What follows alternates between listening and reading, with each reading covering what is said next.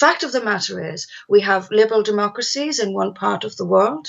We have Islamic theocracies in another. Another fact of the matter is that we are moving mass numbers of people from Islamic theocracies into liberal democracies. And no one has had the good sense, well, no one in any particular power at least, has had the good sense to say, hang on a second, will this work? What happens when we have a fundamental clash of values? What will we do? Will this work? It isn't working, which is why they had to introduce multiculturalism, to separate us all, to have two sets of competing values living in the same place. They're still clashing. Multiculturalism hasn't worked either because they're still clashing. We still share a public space. For example, if you want, let's take the Muhammad cartoons. It's the perfect example. We in the West are used to satirizing religion. It's not a big deal. We don't seem to understand that we have in our midst a migrant population which will kill you for this, And how can you put peacefully and without a mass of problems two groups of people, one of which wants to satirize religion and believes it has that right, and one which will kill you for doing it? It doesn't work. It doesn't work. And before we keep importing hundreds of thousands, if not millions of people from a society which is not just different from ours, but completely incompatible with ours, it's time we woke up, grew up and said, hang on a second, this isn't working. And by the way, we would like to defend our society, not hand it over, but defend it. And part of that defense has got to be keeping out people who threaten it. It's just common sense. The problem is the open borders. This is the problem. If you had a common sense controls over who comes into your country, the problem is we're not asking who these people are. The left-wingers won't let us ask because that would be racist. All I'm asking is that find out who they are before you let them in. Find out who they are. Have a process of application. Find out who they are. You can't always tell. Of course, you can ask questions. You can tell a lot from the answers that people give. Why don't we ask them, what is your attitude towards women's independence? We're not even asking that question. Right. What's your attitude towards homosexuality? What's your attitude towards blasphemy? We'll do a couple of things by just asking those questions. When we have control over who comes in, there should be an application process for who comes in. These questions should be asked. They will affirm our own faith in those things, in women's freedom, in gay rights, in religious and freedom of speech. We will affirm our own belief in those things just by asking those questions. If they don't give the right answers, don't let them in.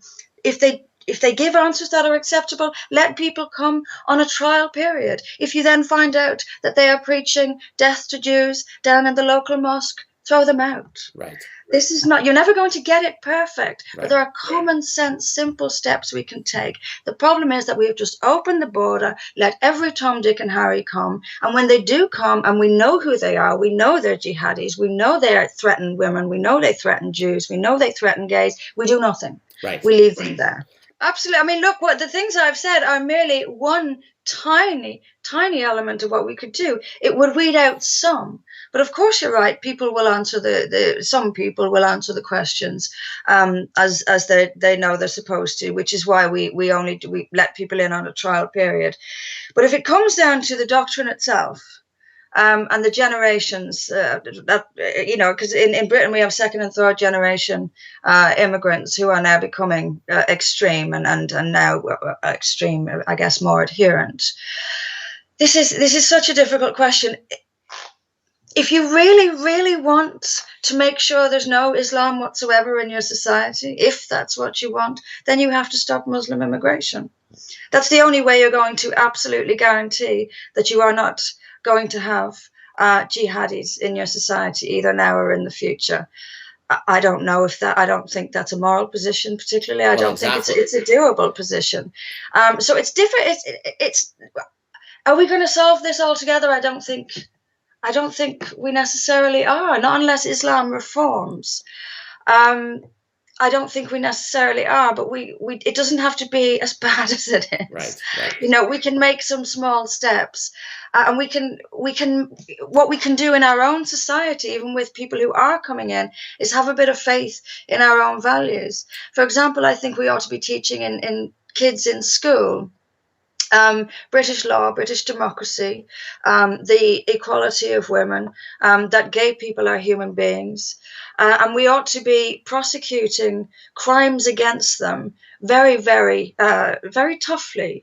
So you can deal with people who are born here with strict application of the law and through education. We don't want, there should be no madrasas, for example, no Islamic schools teaching jihad to 4 and 5-year-olds. So if you do that, your chances of a couple of generations down the line of producing jihadis are probably lesser. They don't disappear, but they're lesser.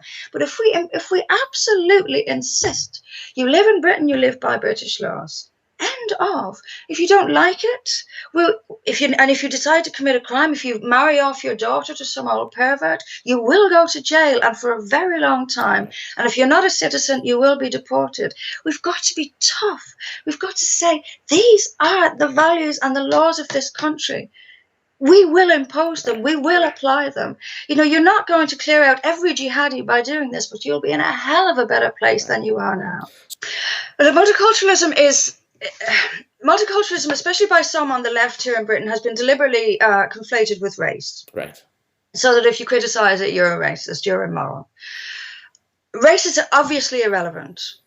Culture describes how people behave.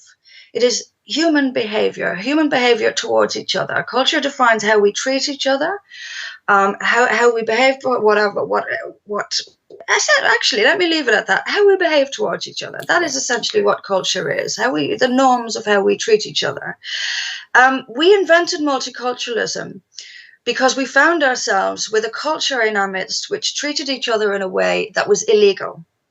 And rather than different isn't bad, criminal is bad. So the reason we came up with multiculturalism is because we found that there was a culture in our midst, and its behavior, the way the people within this culture treated each other wasn't different. It was criminal. It was a criminal offense. So rather than deal with it, we came up with this lovely, morally lofty, you know how the lefties like to take the moral high ground, concept of multiculturalism. This allowed people to commit horrific criminal offenses, and it allowed the state to do nothing about it so that they wouldn't get called racists by the Labour Party and their minions. This is why multiculturalism exists. It's an excuse to do nothing and to not apply the law to Islamic bullies who will scream and shout racism at every opportunity. There was one of the earliest cases of this was Ray Honeyford, a school teacher up in Bradford. All he wanted to do was teach kids about British life, about British value. He also wanted English to be the dominant language of these kids. And local community leaders but essentially ran him out of his job. They know what they're doing. They know that in order to gain the power that they want, in order to impose Sharia and their medieval ways on their own people, they have to push us out. They have to push British people and the laws of Britain out of the equation, and they know how to do it. Shout racist. The lefties will love them. People will be terrified. You can go to jail in this country for being a racist. Actually, for being accused of being a racist can land you in prison if you are unlucky enough to get a bad judge. People are terrified. They'll lose their homes, their mortgages, their jobs if they're accused of racism. And remember, it's a subjective test for racism. So and it's not even just subjective to the person at the receiving end, but to anyone who might witness it. Right. Subjective. They said, well, I thought it was racist, therefore it's racist. This is what people are up against. We're redefining language. Liberals are now the most illiberal people, and extraordinarily, you find now that it's the left which was originally, or at least hold itself up to be, the defender of women's rights and the defender of gay rights and all the rest. And there was a time when it was. Right. Everything's been turned upside down. Now you'll find it's the more conservative-minded person who is actually speaking out for women's rights and gay rights by being the one to challenge Sharia and the awful horrors that are committed, particularly against women in this country. And it's the left who's defending horrific practices, forced marriage, FGM, even the gang rape of young English girls in this country. I mean, I think the whole world now knows about the Rotherham, and it's not just Rotherham. It happens in every town and city across England. Could you tell us? Can you tell us a bit about that? Because a lot of people. I mean, we have it is happening across, as I said, across every town and city in England. It became a huge talking point following what was called the J report. Professor Alexis J, she wrote a report. It was released last year, or it might have been this year, and I think it was last year, saying that 1,400 young girls in the town of Rotherham alone had been gang raped by gangs of so-called Asian men. Right.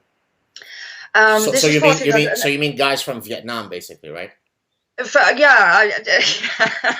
Japanese guys. Right. Of course, these were not Asian men. There was no one from Japan or China involved in this, and there probably was a few from North Africa.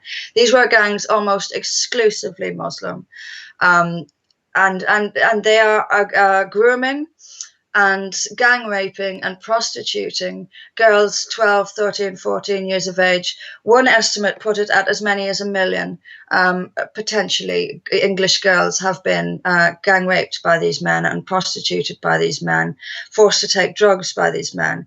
And it's happening all over England. And for example, if we look at Rotherham, it was a Labour council, of course, who else, who let it happen because they knew it was happening.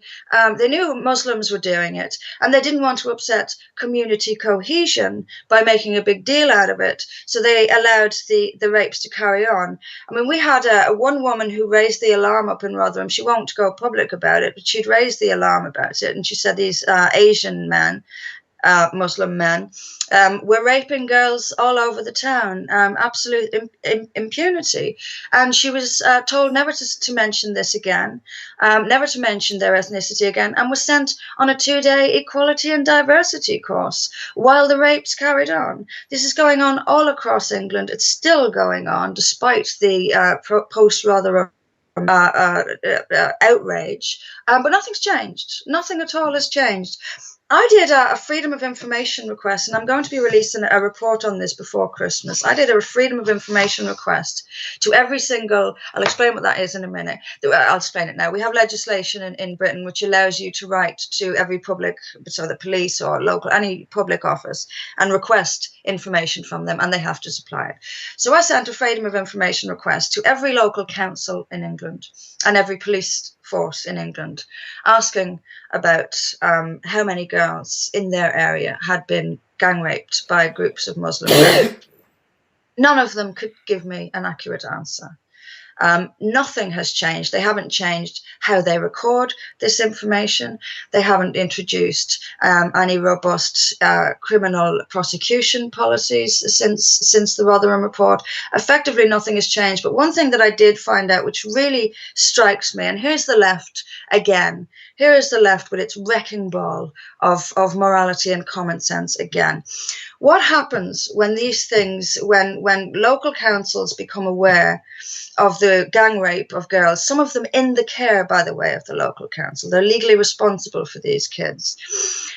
When they become aware that these kids are being raped in huge numbers by gangs of Muslim predators in their town, they'll set up a committee to talk about what to do. Then they'll come up with a policy which will be completely ineffective. The policy will be about bureaucracy and recording this and talking about that. And the idea that you should go out and arrest these men and prosecute them, gather evidence to prosecute them for rape, never occurs to them. The simple application of criminal law is not an option.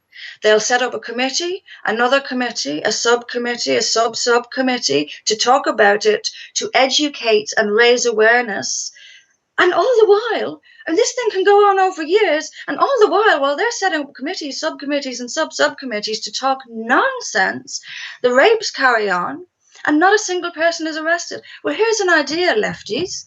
Enforce the rape laws that already exist. You know who these men are. Go out and arrest them.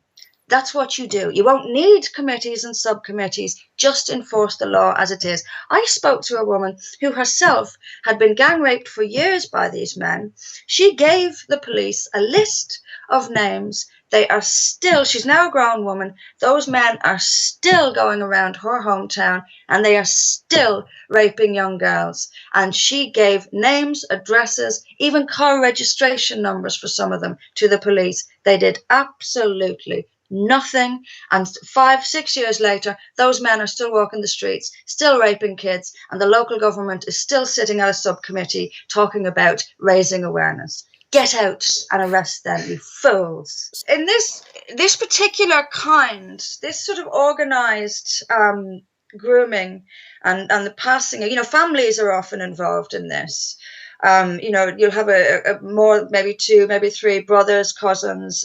This is organized, premeditated, continuing gang rape of young girls. In this particular crime, Muslims are overrepresented. Okay. And the thing is, the majority of rapists are white, but then the majority of people are white. Right. So it makes sense. No, but when you adjust per capita, in this particular crime, Muslims are hugely overrepresented. Okay. And to come back to the thing about criminality and it not being relevant to the religion. Essentially, what you're saying is that, not you, but one, yes, is saying is that attitudes to women have no impact on whether or not a man might indulge in a little bit of gang rape. Of course it's relevant. Of course it's relevant. An attitude to a woman. You have men who, many of whom are raised from the cradle to believe that if a woman isn't covered up from head to toe, she's asking for it. And then you have these men walking around England's streets where girls wear, particularly in warm weather, some very small clothing. You have an attitude which is widespread, and I'll put a lot of this. A lot of this will be in the report that I released before Christmas as well. Widespread attitude towards, not just towards women, and the belief that women should be covered and obedient and submissive is widespread among young Muslim men in particular. But the attitude towards white women, right, then you need that on top of that. And I read through various interviews with young Muslim men in this country, and the attitude of Muslim girl is for marriage, white girl is for fun, right, is extremely widespread. So when you have these kind of attitudes towards white women, which by the way are reinforced by imams. If you look at Australia for a minute, do you remember the gang rapes in Sydney back in, I think it was 2000? I've heard of some of them, yes. Of gang rapes by Muslim men of white Australian women. I think they were Lebanese men, correct? Lebanese, yes. They were, but they were Muslims. Yes. You had the leader of Australia's biggest mosque, not the extreme fringe, this guy was the leader of the biggest mosque in Sydney, saying you must know of this uncovered meat yes, I've heard of this, yes. This is what they hear from their own leaders, their own imams, who tell them that if women are raped, they have no one to blame but themselves. These men are hugely influential on the thinking of young men coming up in Muslim communities, hugely influential. And when they are essentially giving license to these men to treat particularly white women, to treat women however the hell they please, but particularly white women, and to argue that this has no impact. This doesn't inform a man's decision about whether or not to gang rape a young white English girl is absurd. Of course it does. Of course it does. So a guy like this imam in Australia, if he utters such, horrifyingly misogynistic statements, you're kind of stuck in a conundrum, because he hides under the cover of, well, it's freedom of speech and so on. Whereas, how would you go after him? Is it that he's effectively inciting violence against women by espousing these positions? How do you battle such a belief. He is inciting violence. Okay. He is inciting violence. And that's a criminal offence. And it's been a criminal offence for a very, very long time. None of this came in with the hate speech, politically correct nonsense. Right. Incitement to crime has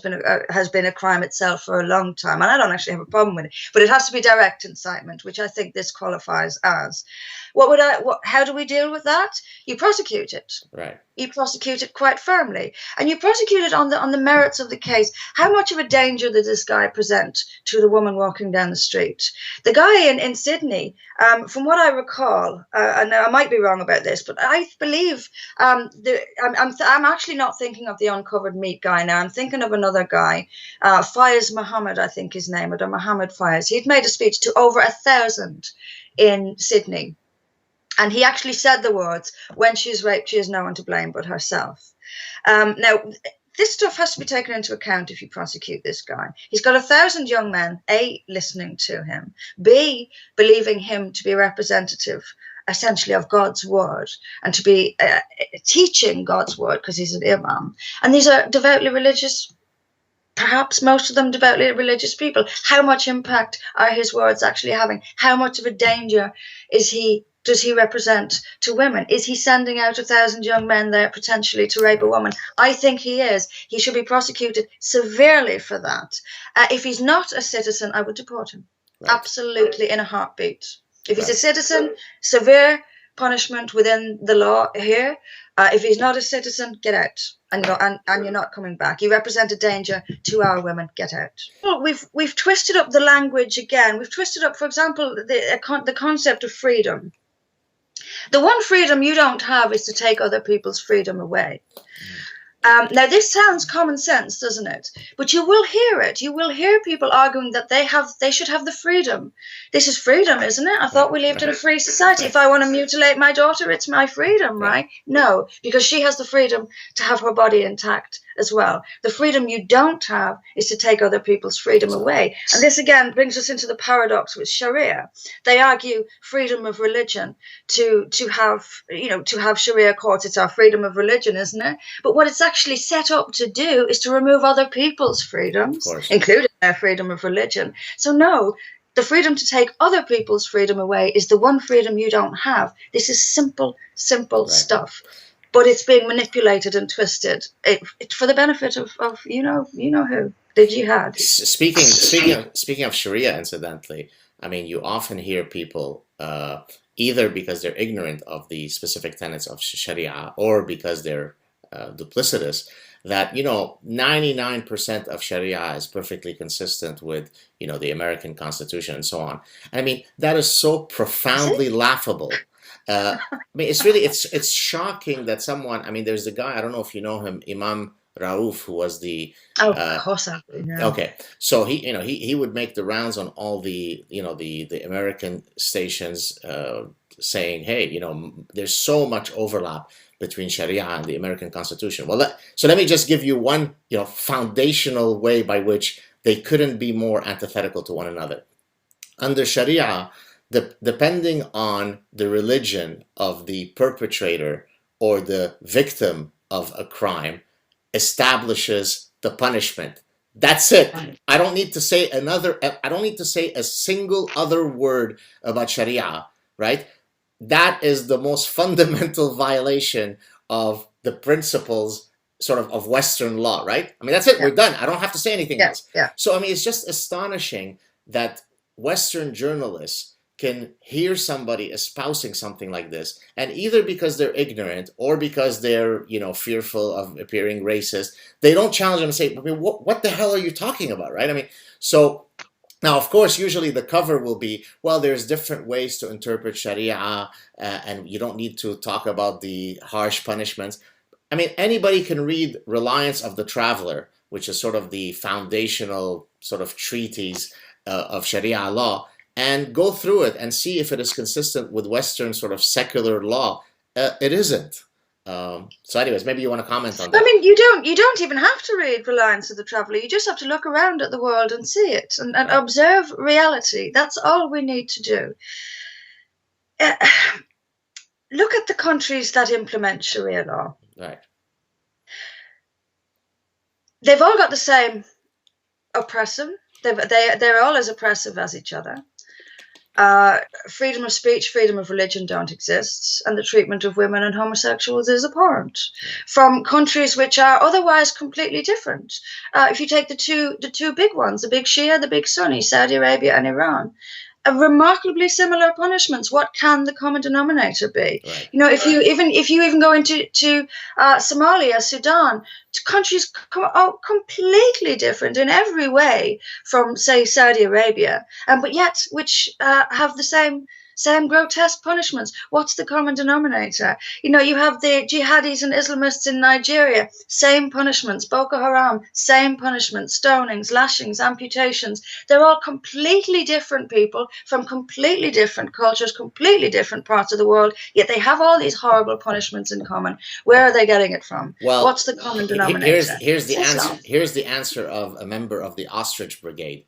What they have in common is that they are all not true Muslims, right? So that's the no true Scotsman fallacy, right? So somebody who sits as the Grand Sheikh of Saudi Arabia, who ostensibly you might think is somebody who by definition is profoundly knowledgeable about Islam. Well, if I speak to a Western apologist, he'll say, oh, why are you quoting this guy? He's no true Muslim, right? So, right, Yusuf al-Qaradawi, right, the head Sunni cleric of the Muslim Brotherhood, perhaps the most famous alive cleric today of Sunni Islam, many times I've been told he is not a true Muslim. So, I mean, imagine the level of ostrich logic where you could actually espouse such a position without cracking a laugh, right? I mean, it's right. But again, I think in many cases, in some cases it's sinister, but in many cases, and not that I wish to be charitable to the Ostrich Brigade, but it really comes from a good place. I mean, in an idiotic place, but it comes from a good place where people simply don't wish to demonize everybody under one umbrella. And so they're stuck, right? Because they don't know how to otherwise navigate through these daily realities that you are speaking of. How do we get them to get cured from their ostrich parasitic syndrome? I don't know if we can. Right. I really don't know if we can. I don't know if we can find a place where we bring them with us, or whether we just have to push them out of the way and carry on without them. I think it's probably. And we're talking here, by the way, before you finish, we're talking that nobody posts any hateful. We're not talking about the Muslims here. We're talking about the Western. I'm talking about the lefties. Yeah, the lefty has become mainstream now, sadly. But yeah, I mean, look, it's absolutely extraordinary. Our government here they're all Islamic experts. Right. You know, you would think by the way they talk, ISIS is not true Islam, and Islam is a religion of peace, and they haven't got a clue. I can guarantee you Theresa May has never sat down and read any of the Reliance of the Traveller or the Quran or any of the Hadith, and yet she's somehow an Islamic expert. The lefty brigade, look, I'm not convinced that they are all coming from a nice place. Some of them are. Some of them are, like you say, they just don't want to demonize. You don't necessarily have to demonize, though, to tell the truth. I mean, to me, demonization suggests untruth, whereas all I want to do is tell the truth. But I'm not convinced. Like you say, some are coming from a nice, decent place. I'm not convinced the activists are, though. I'm not convinced that the left wing, the left wing, the left unity, Stop the War coalition, Unite Against Fascism. I'm talking all about British groups here. I'm sorry, but these are not coming from a nice place. They know exactly what they're doing, and I hear it a lot. Or they're misguided, or they're gullible, or they're stupid. I don't think they are. I think they're anti-West. Right. And I think they're anti-West because they're constantly saying things that are anti-West, and they see, and look, let's be clear about something as well. The Islamism, the political philosophy of Islamism is quite left-wing one. If you look at let's take the Caliphate, for example, it doesn't recognize national borders. It rejects nationalism of any kind. It's a big state. They believe in big states. I've heard Islamists even advocate for everything, energy, food, clothing, and shelter to be provided by the state. They're very anti-freedom. They're very anti-capital, anti-free, certainly Western-style capitalism. And they hate Israel. Now, there's no mistake that the left has aligned itself with and jihadis. It's because they're ideologically, there's a cigarette paper between them ideologically. I mean, Islamists don't believe in human equality, whereas lefties pretend to. But ideologically, this is probably the only major thing that separates them. So it's no mistake that the left has so aligned itself with jihad. It's because they hate the West. And I think the anti-Western left, which is very powerful in this country, sees a very useful ally in jihad, has aligned itself completely with that ideology, and is kind of licking its lips and rubbing its hands and thinking these guys could actually crush Western capitalism, which is the ultimate aim of the far left. So I don't think they are coming from a decent place. The activists most certainly are not. They have a deliberate agenda to anti-Western agenda. Well, and I mean, to add to your comparison, I mean, and I guess you alluded to it already, they both, their sort of defining ethos is that the collectivist or the collective trumps the individual, right? So in classical liberalism, you start off, the central starting premise on which everything else is built is the individual. And so already there you've got, oil and water that can't mix, right? Is it the collectivist that's more important, right? I mean, in Arabic, you say the ummah, right? The Islam nation. And so that's a problem, right? Because right there you do have a clash of civilizations, so to speak. So I mean, do you see, maybe as we kind of draw to the end of our chat, maybe we could try to end with some hope. Is it possible for us to coexist in peace? Is there going to be a nice resolution to this, or do you see this going from worse to worse until we'll have house to house fighting all over the world? What's your general feel? I think it's probably going to get worse. There is no middle ground. There is no middle ground on a lot of this. I'm not saying that human beings can't find a middle ground, but ideologically speaking, there is no middle ground. You cannot have a society where you have death for blasphemy and freedom of religion. It's one or the other. Right. You have to admit that fact and decide which one it's going to be. Sadly, we certainly in Britain, not necessarily directly, but by implication and by our passive lack of action, lack of defense of freedom of speech, we are actually giving way to blasphemy for the reintroduction of blasphemy laws. I don't see any easy answer for this. Someone's going to have to lose. Someone's going to have to win, and someone's going to have to lose. We've been so dominated by the left wing. Again, you can tell. My contempt for the left is only possible for someone who was once a part of it. But I do have contempt for the left, I have to say. You were a leftist, then you grew up. Yeah, exactly, exactly. But they have taught us that when you win an election, you still have to put the policies of those you defeat into this is the kind of thing. There's no winner under left-wing ideals. They've taught us that everything has to be compromised on. Let's get together and let's hammer out a compromise. We can't do that on this. There's going to have to be a winner and there's going to have to be a loser. At the moment, I am not convinced that we're going to be the winners unless something changes very drastically. It will only change, I think.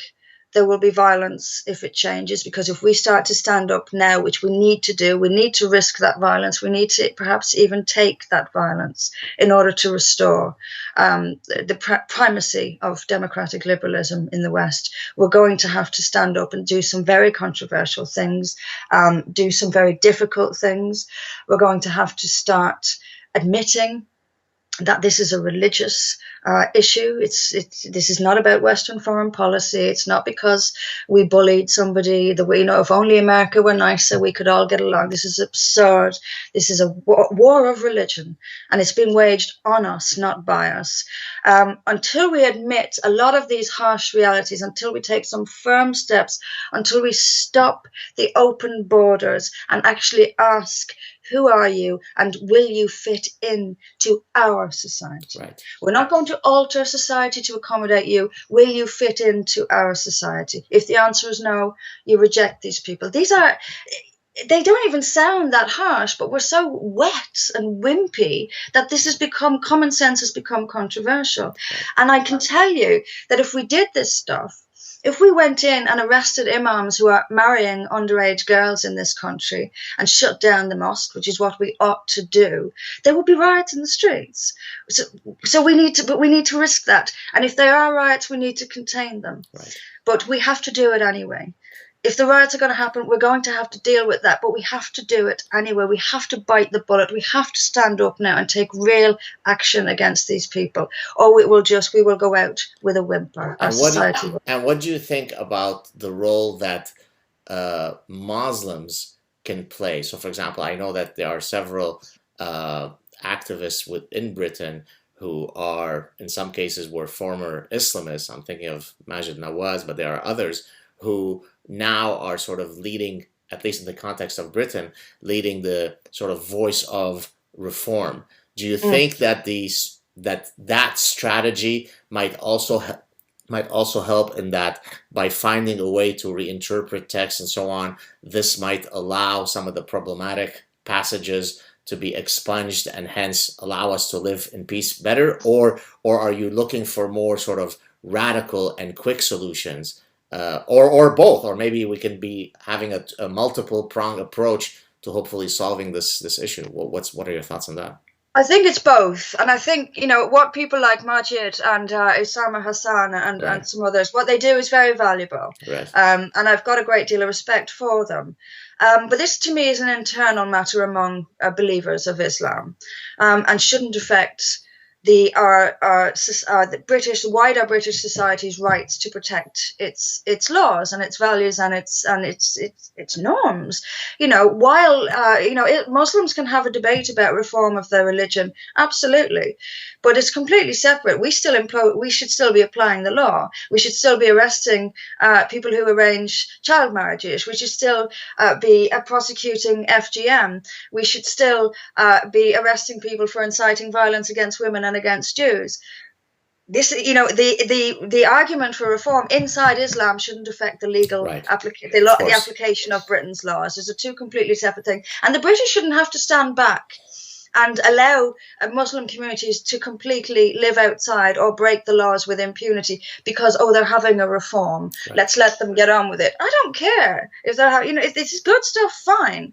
But I'm not going to sit around and wait until they have their argument and their reform before we start to stand up for women's rights in this country again and apply the law and protect women in this country. Why should women have to wait while they argue it out? No, we apply our laws, and Muslims can get on with debating while we still apply the law. That's a good place to end.